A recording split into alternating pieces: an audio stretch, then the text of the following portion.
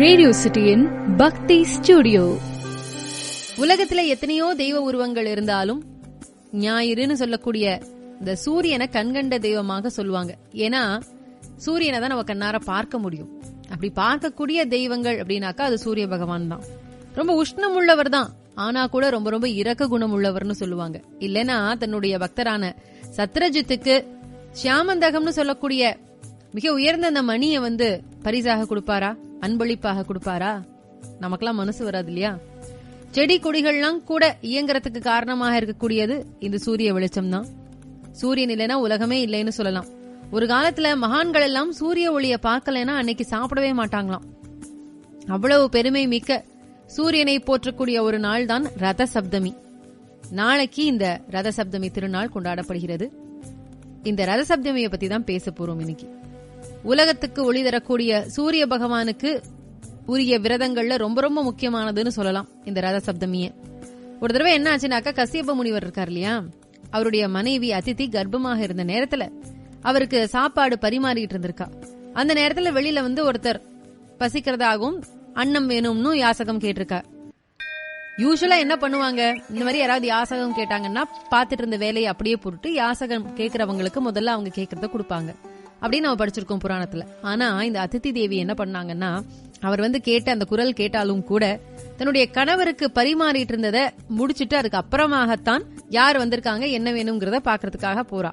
அப்போ வெளியில நின்றுட்டு இருந்தவருக்கு ஒரே கோபம்.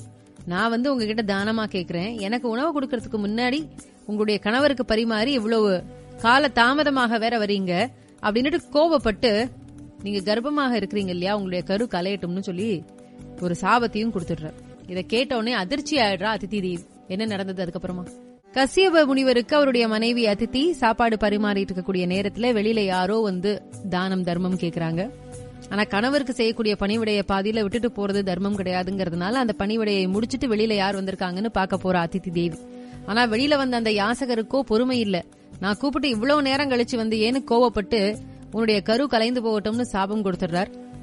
என்ன பண்றதுன்னு தெரியல அதிதி தேவிக்கு ஒரே அதிர்ச்சி. உடனே கசியபர் சொல்றார், அந்த மாதிரி எதுவும் நடக்காது, நமக்கு நிச்சயமாக தீர்க்க ஆயுள் இருக்கக்கூடிய அழிவில்லாத மகன் பிறப்பான்னு சொல்றாங்க. அவர் சொன்ன மாதிரியே ஒளி பொருந்திய புத்திரன் ஒருத்தன் தை மாத சுக்லபட்ச சப்தமி அன்னைக்கு அவங்களுக்கு பிறக்கிறான். அந்த குழந்தைதான் சூரியன். 7 குதிரைகள் பூட்டிய ரதத்துல உலகை உலா வரக்கூடிய சூரியன் பிறந்ததாக சொல்லப்படக்கூடியது தை மாதம் வரக்கூடிய சுக்லபட்ச சப்தமி. அதனாலதான் அந்த நாளை ரத சப்தமியாக கொண்டாடுறோம். இந்த நாள்ல நம்ம கடைபிடிக்க வேண்டிய சில விதிமுறைகளையும் சொல்லியிருக்காங்க. ரத சப்தமி அன்னைக்கு எருக்கன் இலைய தலையில வச்சுட்டு ஸ்நானம் பண்ணணும்னு புராணங்கள்லயும் சொல்லப்பட்டிருக்கிறதாக சொல்றாங்க. ஏன் அப்படின்னாக்கா, நினைத்த நேரத்துல உயிர் துறக்கலாம் அப்படின்ற ஒரு வரம் பீஷ்மருக்கு கொடுத்திருந்தாங்க. அப்படி பீஷ்மர் குருக்ஷேத்திர போர்ல அம்பு படுக்கையில உத்தராயண புண்ணிய காலத்துக்காக காத்திருந்தப்போ அங்க வியாசர் கிட்ட எந்த பாவமும் செய்யாத நான் எதனால துன்பத்தை அனுபவிக்கிறேன்னு கேக்குறார். துரியோதனையினுடைய அவையில பாஞ்சாலி மானபங்கப்படுத்தப்பட்டப்போ அதை தடுக்காம பாத்துட்டு தானே சும்மா இருந்தார் இல்லையா? அந்த பாவத்தை சுட்டி காட்டி பாவம் செய்யலைனாலும் பாவம் நடக்கக்கூடிய அந்த இடத்துல அதை தடுக்காம இருந்ததும் பாவம் தான். அந்த ஒரு பாவம் உங்களுக்கு இருக்குன்னு சொல்றார். அப்படி அந்த தப்ப தடுக்காத என்னுடைய புத்தி, கண்கள், தோல், கால் இதெல்லாமே சூரியனை கொண்டு எரித்து விடுங்கள்னு சொல்றார் பீஷ்மர். சூரியன் எப்படி எரிப்பார்? இந்த எருக்கம்னு சொல்றாங்க இல்லையா, எருக்கம்னா வடமொழியில அர்க்கம்னு சொல்லுவாங்களாம். அர்க்கம்னா சூரியன்கிற ஒரு பொருளாம். அதனால புத்தியால பாவத்தை தடுக்காம இருந்ததற்காக தலையில ஓர் எருக்கு, அதை பார்த்துட்டு இருந்த கண்களுக்கு 2, கைகளால தடுக்காம இருந்ததற்காக 2 தோள்களுக்கு 2, ஓடி போய் பாவத்தை தடுக்காம இருந்த 2 கால்களுக்கு 2ன்னு பீஷ்மர் உடம்புல எருக்க இலைய வைக்க சொன்னாராம் வியாசர். அம்பு படுக்கையில கிடந்த அவர் மேல சூரியனினுடைய கிரணங்கள் பட அந்த பாவமும் நீங்கினது அப்படின்னு புராணத்துல சொல்லப்பட்டிருக்கு. அந்த நாள் தான் ரத சப்தமி. அப்படிப்பட்ட நாள்ல நம்மளுடைய பாவமும் தீர்றதுக்கு தான் எருக்க இலைய வச்சு குளிக்கணும்னு சொல்லுவாங்க. பீஷ்மர் அம்பு படுக்கையில இருந்தப்போ நான் என்ன பாவம் பண்ணினேன்னு இப்படி அவஸ்தப்படுறேனேன்னு கேட்டாரா இல்லையா? அதுக்கு வியாசர் என்ன சொன்னார்? நீ பாவம் பண்ணல, ஆனா பாஞ்சாலி மானபங்கப்படுத்தப்பட்டப்போ நீ அங்கதானே இருந்த, அந்த பாவம் ஒண்ணு போதாதான்னு கேக்குறார்.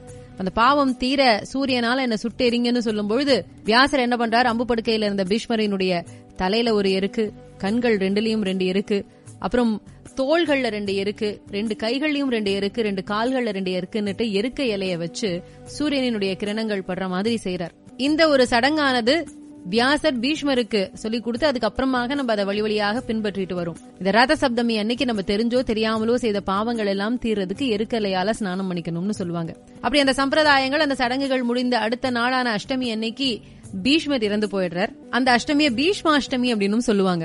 நைஷ்டிக பிரம்மச்சாரியா உயிர் நீத்த பீஷ்மருக்கு யாரு பித்ருக்கடன் செய்யறதுங்கிற ஒரு கேள்வி வந்தப்போ வியாசர் நைஷ்டிக பிரம்மச்சாரிக்கு உண்மையான துறவிக்கும் பித்ருக்கடன்கிறது அவசியமே இல்ல, அவங்க உயர்ந்த நிலைக்கு போயிடுறாங்க. அப்படி பீஷ்மர் போனாலும் சத்தியவிரதரான பீஷ்மருக்கு பாரத தேசமே நீர்க்கடன் கொடுக்கும்.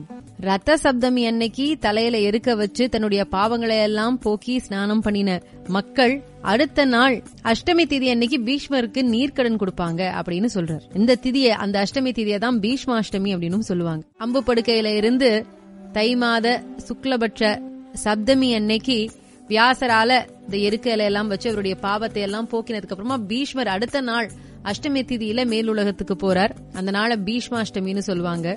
இப்ப பீஷ்மர் நைஷ்டிக பிரம்மச்சாரியாச்சே, யார் அவருக்கு சடங்கெல்லாம் செய்யறது இறந்ததுக்கு அப்புறமா அப்படின்னு கேட்கும் பொழுது, இந்த மாதிரி நைஷ்டிய பிரம்மச்சாரிகளுக்கும் துறவிகளுக்கும் அவங்க சாதாரணமாவே மேல்நிலையை அடைஞ்சிறதுனால அவங்களுக்கு யாரும் எதுவும் செய்யக்கூடிய அவசியம் கிடையாது. ஆனாலும் பாரத தேசத்து மக்கள் அத்தனை பேருமே பீஷ்மருக்கு நீர்க்கடன் கொடுக்கலாம். எப்ப கொடுக்கலாம் அப்படின்னா, இந்த ரத சப்தமி அன்னைக்கு எருக்கையிலைய வச்சு ஸ்நானம் பண்ணி தன்னுடைய பாவத்தை எல்லாம் யார் தொலைச்சிருக்காங்களோ அவங்க அடுத்த நாளான அஷ்டமி திதியில பீஷ்மருக்கு நீர்க்கடன் கொடுக்கலாம் அப்படின்னு சொன்னாராம் வியாசர்.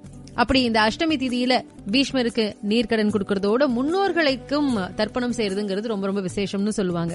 இருக்கக்கூடிய ஊர்ல நீர்நிலைகள் எல்லாம் இருந்தது அப்படின்னா அங்க போய் ஸ்நானம் பண்ணிட்டு அந்த நீர்நிலையோரமாக இருந்து தர்ப்பணம் கொடுக்கலாம். அப்படி இல்லைன்னா வீட்டிலேயே கூட நீங்க ஸ்நானம் பண்ணிட்டு கொடுக்கலாம். அந்த மாதிரி பீஷ்மருக்காகவும் முன்னோர்களுக்காகவும் தர்ப்பணம் செய்யறதுனால அவங்களுடைய ஆசையால நமக்கு சுகமான வாழ்வு நிரந்தரமாக கிடைக்கும் அப்படிங்கிறது ஒரு நம்பிக்கை. அது மாத்திரம் இல்லாம சூரிய தோஷம் நீங்கிறதுக்கும் சூரியனுடைய அருள் பெறறதுக்கும் இந்த ரத சப்தமி அன்னைக்கு சூரியனை வணங்குறதுங்கிறதும் ரொம்ப ரொம்ப முக்கியம். ரத சப்தமி சூரியனுக்குரிய நாள், சூரிய ஜெயந்தின்னு சொல்லுவாங்க. ஏன்னா இந்த தை மாத சுக்லபட்ச சப்தமியில தான் சூரியன் அவதரித்தார் அப்படின்னு ஒரு புராண கருத்தும் உண்டு. அதனால அந்த நாளை ரத்த சப்தமியாக கொண்டாடுறோம். இந்த ரத்த சப்தமி நாள்ல தலையில எருக்கு வச்சு ஸ்நானம் பண்ணணும் அப்படின்னு சொல்லி புராணங்கள்ல சொல்லப்பட்டிருக்கிறதுன்னும், அந்த மாதிரி ஸ்நானம் பண்ணினா நம்ம தெரிந்தோ தெரியாமலோ செய்த பாவங்கள் நம்மை விட்டு நீங்கும், சூரியனினுடைய அருளால நம்மை விட்டு அந்த பாவங்கள் எல்லாம் தீரும் அப்படின்னு தெரிஞ்சுக்கிட்டோம் இல்லையா. இந்த ரத்த சப்தமி அன்னைக்கு சூரிய வழிபாடுங்கிறது ரொம்ப ரொம்ப மேன்மையான பலனை கொடுக்கக்கூடிய ஒன்று. சிவன் கோவில்கள்ல சூரியன், சில கோவில்கள்ல தனி சன்னதியே இருக்கும். அதுல நவகிரகத்துல சூரியன் இருப்பார். அதனால நவகிரக சூரியனை வழிபாடு செய்யலாம். சூரியனுக்குரிய நிறமான சிவப்பு நிற வஸ்திரம் எடுத்து கொடுத்து சாத்தி அபிஷேகம் பண்ணி கோதுமையை மற்றவர்களுக்கு தானமாக கொடுத்தும் நீங்க வழிபாடு செய்யலாம். அப்படி சூரிய வழிபாடு செய்யும் பொழுது பாவங்கள் நீங்கி சூரியனுடைய அருள் நமக்கு கிடைக்கும். ரேடியோ சிட்டியின் பக்தி ஸ்டுடியோ.